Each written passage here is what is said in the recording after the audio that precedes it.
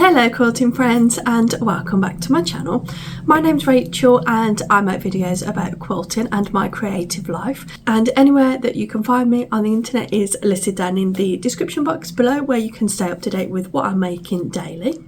And if you do enjoy any of my content, please hit the subscribe button here on YouTube. It's completely free to do so and it just helps YouTube push my channel out to more people, and I really appreciate it. I thought now was a great time to come on and give you an update on the Flower Garden Block of the Month by Alice Caroline, because if you remember, I think it might have been maybe in November time, I put out a video showing you that I'd started the Alice Caroline Flower Garden quilt. They had contacted me and asked me to make a sample quilt for them, so I'm quite a bit ahead of where the subscription is, because the Block of the Month subscription started at the beginning of 2025 and you receive your package every month, or if you're international and you have opted for it, you can receive every 3 months to save on the cost of postage. But this subscription has completely sold out. It sold out before the start of the year, I think. So of course my quilt has a deadline because it's almost like a promotional thing, isn't it? They want to use it to promote the Block of the Month. However, with any Block of the Month, and I've done some in the past, there's no pressure to stay up to date or anything like that. I've got some from like 2020 or 2021 that I've not made a lot of progress with, but I would really like to this year. So I have actually completed half of the quilt. I haven't attached all of the half together. I wanted to try and get it all attached together for this video so that I could show it to you, but I just haven't managed to. I'm almost there and I will press on to get that done. So here's just a little look at what the quilt looks like. So it has a really nice watercolour look to it, and the blocks are quite large pieces, so they come together surprisingly fast. Most months you either get 2 full blocks or 2 full blocks and then 1 half block, because the quilt, as you're assembling it, so the blocks are large hexagons. Let me show you the blocks first. Now I will leave the link to the original video. There might be some more details that I've forgotten on this one. So if you never watched the original, you can go back and have a look.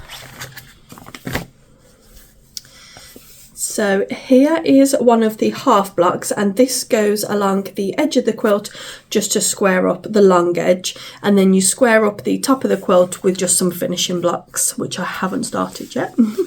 And these are the blocks, so these are the ones that I'm due to attach. This one is my favourite of all the blocks, I think. I just love the colours in that. I love that colour of Capel is that one. There's just so many beautiful fabrics. And then this one, okay, so I've only got 3 to attach on that half block, but that half block is from the next row down, so I'm not going to do that. So let me give you a quick look at where I'm up to. So I've attached all of these blocks here, I've done all of this row, and I think I've attached that one, and then I showed you these. Oh, but where's that one? Have I not done that last one? Let me go and have a quick look at that. No, I haven't done that one because I've worked all the way up until the delivery for June, and then that one is in July. So maybe I'll start that one soon so I can get this whole row completed. Well, now I don't feel too bad because I wanted to complete 3 rows to film this video to show you, but I wouldn't have been able to do that anyway because I would have been 1 block short. So there's a couple of things that I've changed about my process since that first video. The first thing being is that I've removed my papers as I went, except around the edge. But like these triangles, that side is completely surrounded, so you can take that green triangle out with no problem. You just need to leave the ones in that are still to be stitched. And these little dots that you see on the white fabric, that's because I've started hole punching the paper template for easier removal, because I've also started thread basting, and I'll come on to that in a moment. But in terms of removing the papers, the reason why I didn't remove the papers when I started the quilt is because, like I said, this was made as a sample and I had to send a number of completed blocks to Alice Caroline so that they could take the photos to put on the packaging. So if you've subscribed and you see the blocks on the packaging, those are the blocks that I sewn. But because these blocks finish at over 16 inch, it's quite cumbersome to be leaving the papers in and then sewing these like outer pieces. You end up with quite a large stiff piece of fabric that you're trying to wrangle and get into shape. So I find it much easier just to be removing the papers as and when you can, and it's also a lot easier when you're joining.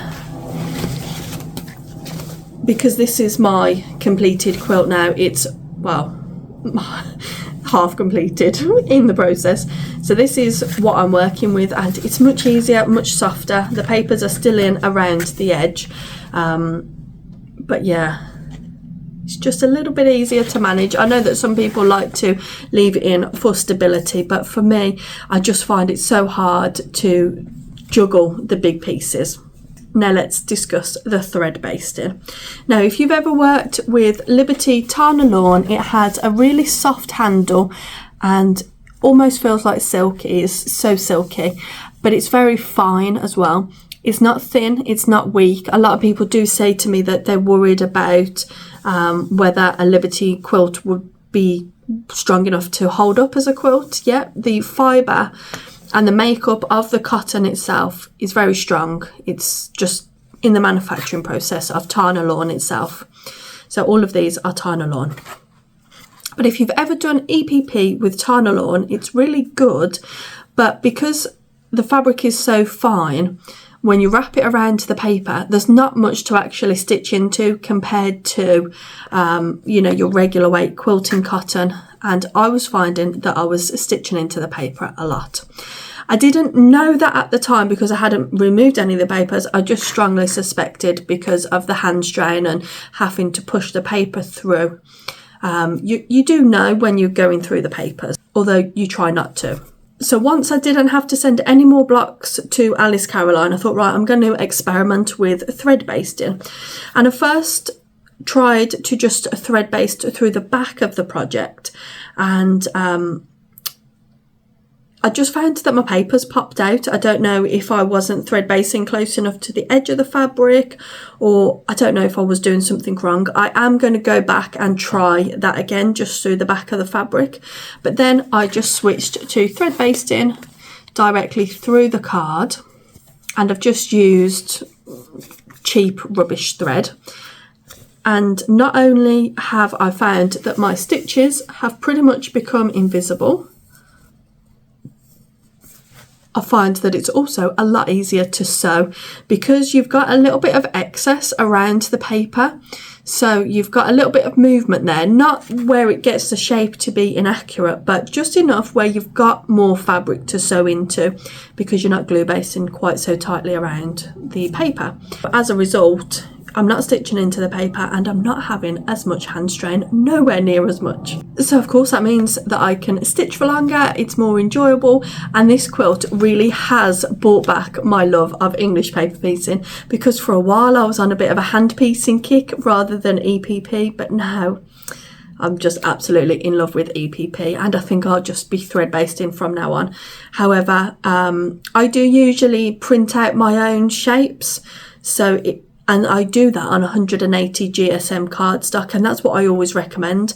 But I think that might be a little bit too firm if you're thread basting through the card, so maybe a little bit lighter weight. These ones are pre-cut and sent to me.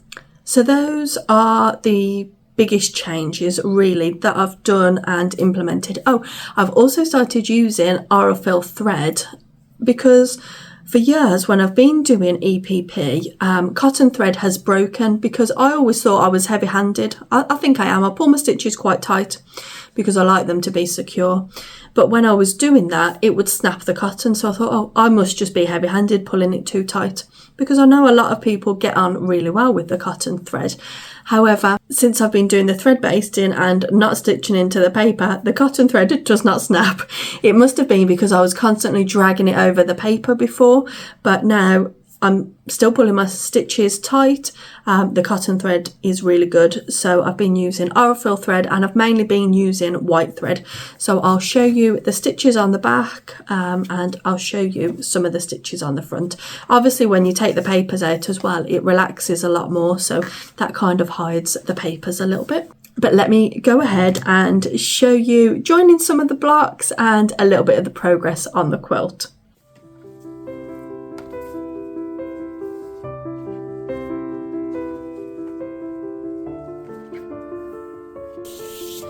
So we've got the beautiful blocks. You can see how they join together and form like a diamond shape.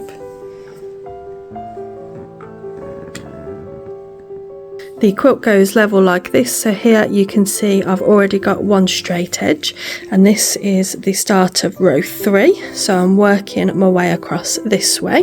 And then the top of the quilt is still uneven, but those get evened out so that it will be straight just like these are.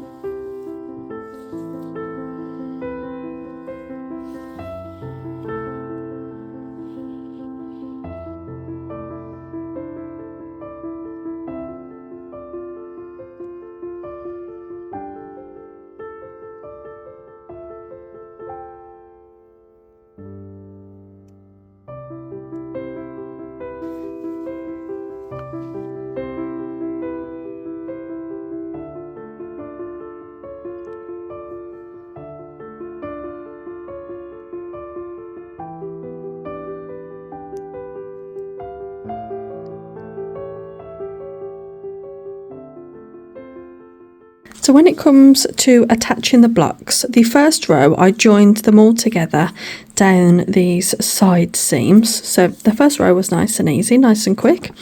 But then this row, I didn't want to join them as one row before attaching them to the next row, because it would have been loads of papers, a bit cumbersome, and you would just be in a bit of a pickle, I would imagine I would have been. So all I've done is I added this row, and then I go to this one and I'd sew the 3 sides to connect the one block at a time, and then I come to the next block and connect it like that. And that way you're not wrestling with this whole row to try and attach it, because the more you have attached, the more you'll be wrestling with the fabric basically. So with this one, this block here, I'm just gonna come up here, across and down, and then I'll fasten off. But I do a locking stitch at each one of those intersections. And here's the block along with all of my supplies, so it's kind of fitting there really nicely. And I have my little selection of sew tight magnets just stuck on this tin, and that's where I keep my thimbles in there. So my current favourite sew tight magnet is the yellow one, which is the Sew Tight Light, and it's just easier to get apart than the other ones, because the other ones are, this is still a good strength and this is good, but I've just experimented and found that yellow is my favourite. This one is a little bit harder to get apart. It has 3 magnets on it, whereas the light bar only has the 2 magnets, and I don't think they're as strong. So all I'm going to do is flip it right sides together and then manoeuvre my whole quilt. And then I like to sew from right to left, so just position the pieces nicely. And then whilst holding them, slide the magnet apart, which is why the light ones are really good. And then just clip it on, and that will hold your pieces and it will reduce the hand strain, because with EPP I was finding that the non-dominant hand was really aching from my vice grip of holding the pieces. So you still have to wrestle the pieces to be able to hold. So imagine if I had the papers still in everything, it would be a little bit it would be a little bit tricky. So if you want to try the Sew Tight magnets, I'll leave a discount in the description. It'll be a link where you can follow the link and check out and make your purchases, but you actually get a discount on them. I think it's a 15% discount, so that is worthwhile.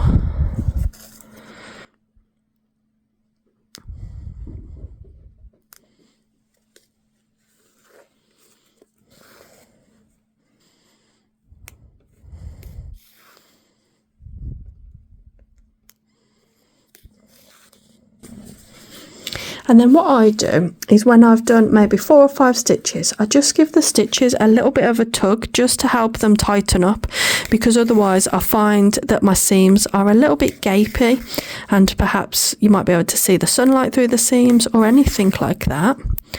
If you would like a more in-depth video on the technique and perhaps how to make your stitches a little bit less visible, if that's the look you're going for, maybe I'll do a full-length video on that. Just let me know in the comments if you'd be interested in watching.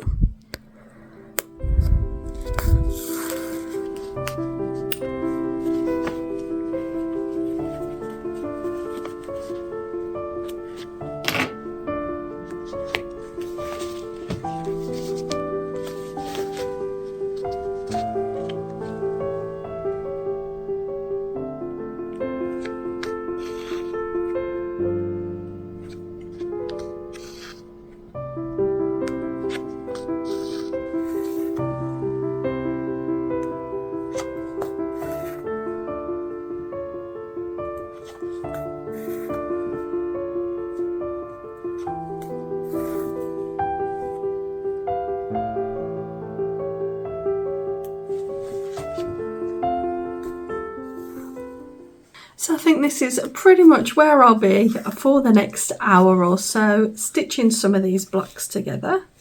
Oh, I've just got a little knot in the thread. I do find that happens with the Aurifil a little bit. It's actually just the end of the tail that's knotted. So I'm just going to give it a snip off.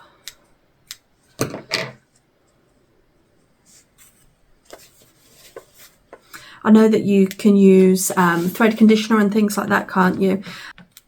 But I haven't found the knots to be too much of an issue that I've had to use thread conditioner, and just on cue it's gone and knotted again. I'm probably stitching too fast, because I find that when I pull the thread through too fast it tends to knot, but look, that just came undone quite easily.